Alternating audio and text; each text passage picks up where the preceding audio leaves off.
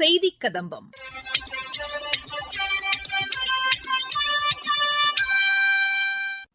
இன்றைய செய்தி கதம்பத்தில் விவசாயிகளின் வாழ்வாதாரம் சிறக்க மத்திய அரசு எண்ணற்ற மக்கள் நலத்திட்டங்கள் செயல்படுத்தியதை குறித்து எமது சேலம் மாவட்ட செய்தியாளர் தரும் தகவல்கள்.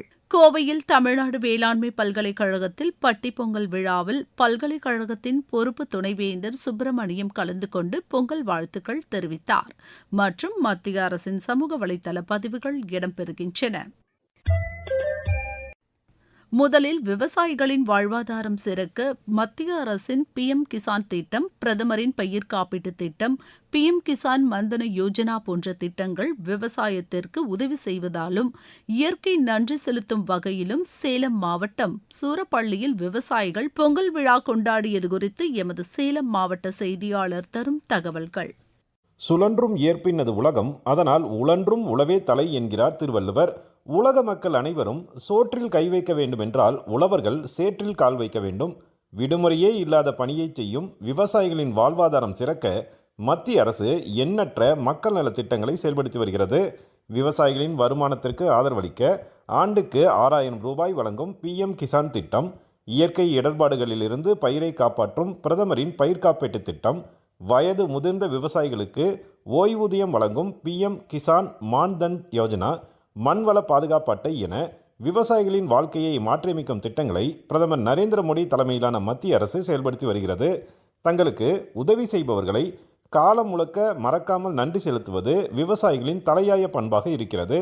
விவசாயத்திற்கு உதவி செய்யும் இயற்கைக்கு நன்றி தெரிவிக்கும் வகையில் விவசாயிகள் பொங்கல் விழாவை வெகு சிறப்பாக கொண்டாடுகின்றனர்.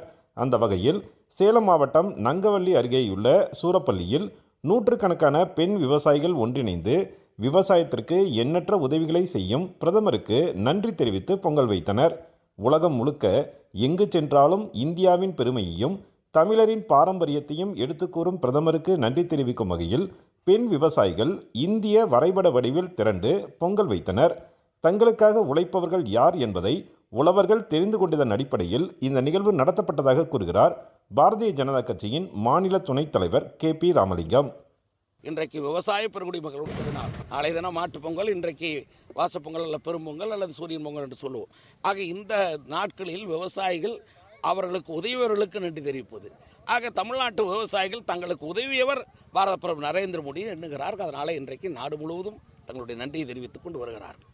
விவசாய பணிகளுக்கு தொழிலாளர்கள் கிடைக்காமல் இருப்பது பெரும் கவலையாக இருந்த நிலையில் விக்சித் பாரத் ராம்ஜி திட்டம் மூலம் விவசாயிகளின் கவலையை பிரதமர் நரேந்திர மோடி தீர்த்து வைத்திருப்பதாக மகிழ்ச்சி தெரிவிக்கிறார் நிகழ்ச்சியின் ஒருங்கிணைப்பாளர் ஹரிராமன். வருஷம் 6000 ரூபா வந்து விவசாயிகளுக்கு போட்டிருக்காரு. அக்கௌண்ட்டில் 2000 ரூபா 3 தவணை போடுறாரு. அதேமாரி விவசாயிகளுக்கு ஆள் கிடைக்காத ஒரு சூழ்நிலை இருந்த காலத்தில் இப்போதைக்கு இந்த ராம்ஜி அந்த திட்டத்தில் 60 நாள் வந்து விவசாயிகள் வந்து போகலாம் அப்படின்னு ஒரு திட்டத்தை அறிவிச்சிருக்காரு. அதேமாரி இந்த ஏரி வேலை திட்டத்தை பிறகு 300 ரூபா போடாரு, 100 நாள் 125 நாளாக பண்ணியிருக்காரு. இந்த மாதிரி எண்ணற்ற திட்டங்களை பாரத பிரதமர் விவசாயிகளுக்கு பண்ணிக்கிட்டு இருக்காரு. அதனால் அவருக்கு வந்து கௌரவம் செய்யும் விதமாக இந்திய மேப்பில் மோடி பொங்கல்னு நாங்கள் வந்து இன்றைக்கி வச்சுருக்கிறோம். உலக வரைபடத்தில் இந்தியாவின் பெயரை உச்சத்தில் வைத்திருக்கும் பிரதமர் நரேந்திர மோடிக்கு பெண் விவசாயிகள் இந்திய வரைபட வடிவில் பொங்கல் வைத்து நன்றி தெரிவித்தது சமூக ஆர்வலர்களிடையே வரவேற்பை பெறும் வகையில் அமைந்திருந்தது. சேலத்திலிருந்து விஜயகுமார் குணசேகரன்.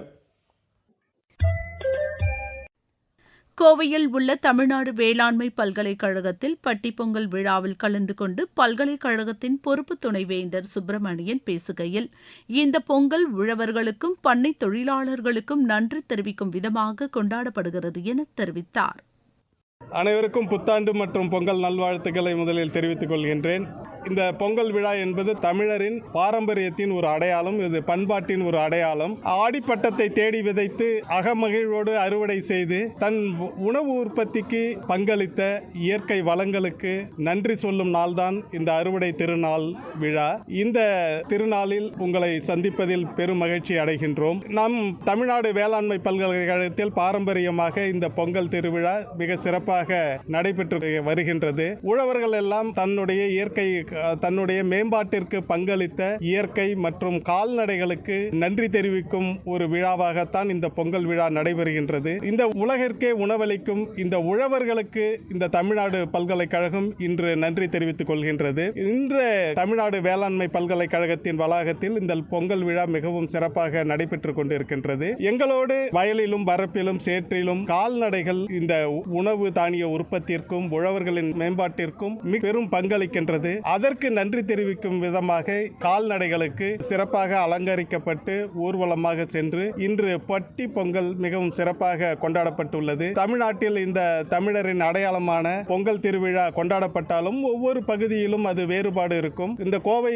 பகுதி அல்லது மேற்கு மாவட்டத்திற்கு உரிய சிறப்பான இந்த பட்டி பொங்கலில் தொட்டி அமைத்து மாடு கால்நடைகள் எந்த தொட்டியில் இறங்குகின்றதோ அதை வைத்து எதிர்காலம் எப்படி இருக்கும் என்று கூறுவார்கள். இன்று நவதானியத்தில் எங்களுடைய பசு இறங்கிய காரணத்தினால் அது உணவு உற்பத்தியில் மிகவும் சிறப்பாக இருக்கும் என்று நம்புகின்றோம். அதோடு மட்டுமல்லாமல் தன்னை வளர்த்துவிட்ட ஆலமரத்தை விழுதுகளை அனுப்பி விசாரிக்கும் சில ஆலமரங்கள் என்பதை போல நாங்கள் ரகங்கள் அல்லது தொழில்நுட்பங்கள் அதனை வெளியிட்டு இருந்தாலும் இந்த பல்கலைக்கழகத்தில் அவர்களுடைய பங்களிப்பு வெளியில் எப்பொழுதும் தெரியவில்லை. அவர்கள்தான் இந்த பண்ணை தொழிலாளர்கள். அவர்கள் நிரந்தர தொழிலாளராக இருந்தாலும் தினக்கூலியாக இருந்தாலும் அவர்களுடைய பங்களிப்பு வெளியில் தெரிவதில்லை. அத்தனை ஆராய்ச்சிகளுக்கும் வருடம் முழுவதும் எங்களுடன் சேர்ந்து பணியாற்றி இந்த ரகங்களை வெளியிடுவதற்கு உறுதுணையாக இருக்கும் அவர்களுக்கும் நன்றி தெரிவிக்கும் நாளாகத்தான் இந்த பொங்கல் விழா இங்கு சிறப்பாக கொண்டாடப்படுகின்றது. அவர்களுக்கு இந்த தருணத்தில் சிறப்பு செய்யும் வகையில் புத்தாடைகள் அளித்து நாங்கள் கொண்டாடி வருகின்றோம். தமிழ்நாடு வேளாண்மை பல்கலைக்கழகத்தில் இங்கு மட்டும் அல்லாமல்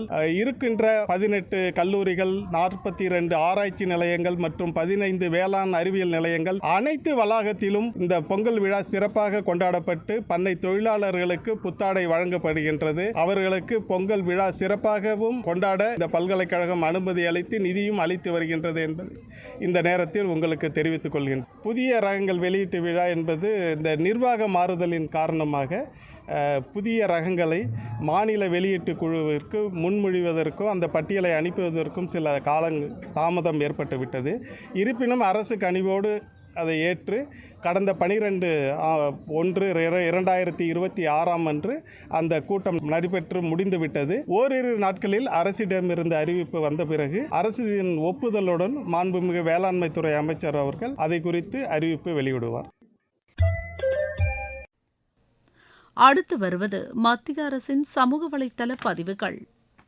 ஒரே பாரதம் உன்னத பாரதம் என்கின்ற உயரிய கருத்தியலோடு தமிழகத்திற்கும் வாரணாசிக்கும் சௌராஷ்டிரா மக்களுக்கும் இடையிலான தொடர்பை வலுப்படுத்த தாங்கள் மேற்கொண்டு வரும் முன்னெடுப்புகள் என்றென்றும் நிலைத்திருக்கும் என்று மத்திய இணையமைச்சர் எல் முருகன் சமூக வலைதள பதிவில் குறிப்பிட்டுள்ளார். உதம்பூர் எல்லை சாலைகள் அமைப்பு தர்சு 7 சேதுவை அர்ப்பணிக்கிறது. இது இயக்கம் பாதுகாப்பு மற்றும் பிராந்திய வளர்ச்சியை மேம்படுத்துகிறது.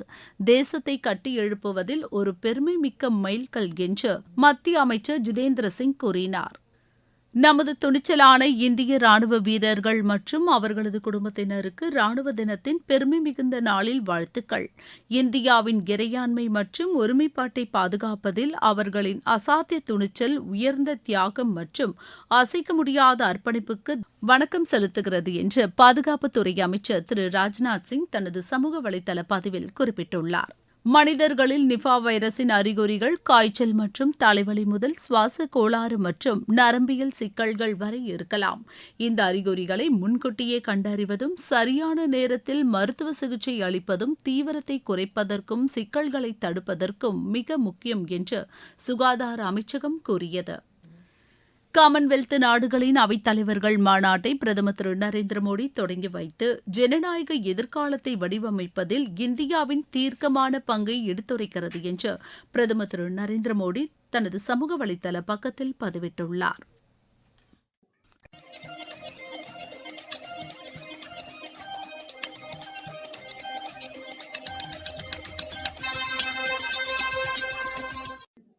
இத்துடன் இன்றைய செய்திக் கதம்பம் நிறைவு பெறுகிறது.